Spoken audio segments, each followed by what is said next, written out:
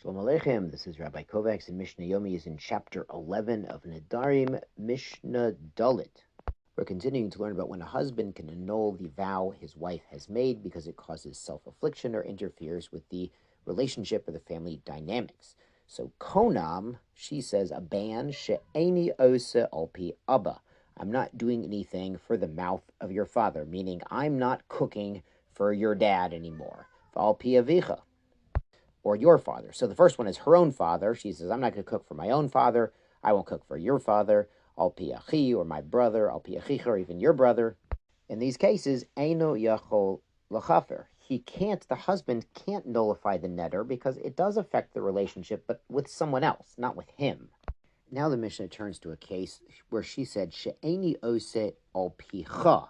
She makes a neder, a konam, a ban. She's not going to do anything for your mouth. And she's talking to the husband. So anything she earns, he can't use that money. Anything she cooks, he can't eat it. Here, eino tzorich lahafer. He doesn't even have to annul it. It's an illegal vow. It's annulled from the get-go. It's as if it never exists because her efforts, her cooking, her earnings, her spinning thread goes to support the family and the husband.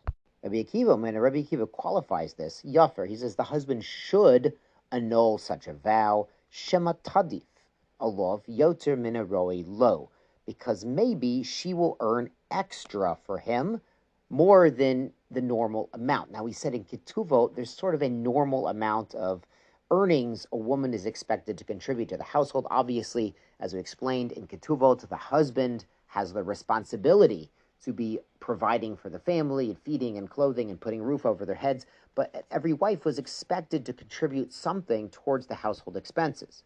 So Rabbi Akiva's opinion is the basic amount, that basic expected amount.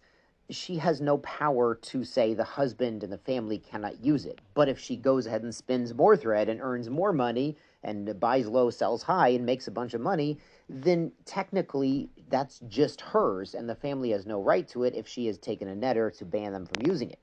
Finally, the Mishnah brings a third opinion. Rabbi Yochanan ben Nuri Omer Yafer. He says the husband should annul such a vow. Shema Yegarshenu. Maybe after a while he will divorce her, and maybe she's making a bunch of vows and making trouble, and it's a problem. But hey, asura love, and then she'll be forbidden to remarry him. So if they got divorced without annulling this vow, anything she makes or cooks would always be forbidden to this man, and it would not go well if they tried to get remarried. Let's go on to Mishnah. Hey, Nadra Ishto, his wife made a neder, v'sover shenadra bito. And when he heard it, he thought that the daughter had made this neder, or nadra bito, v'sover shenadra ishto, or vice versa. Or the case is Nadra benazir. She made a neder to become a nazir, a nazira. That's coming right up. In less than a week, we're going to start nazir, which, as we'll see, is very similar to Nedarim. V'savar shenadra bekarban. But he thought the neder she made was just to bring an offering at the temple. Or nadra bekarban, she made a neder to bring an offering. V'savar shenadra benazir. And he thought she had made a vow to become a nazir, a nazira, really. Nadra min etainim, she made a neder against figs. V'savar shenadra min anavim. And he thought her neder was against eating grapes.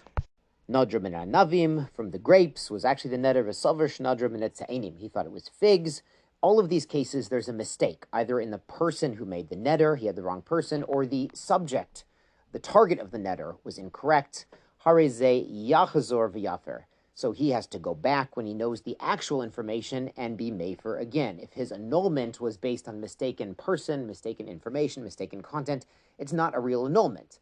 So even though he has a time limit of Biyom Shemo, that's the day he really hears the actual neder and the actual person. He knows what's really going on. That's when he has that day to be mefer. So if he then hears the real truth, a month later, that's the day he has to nullify.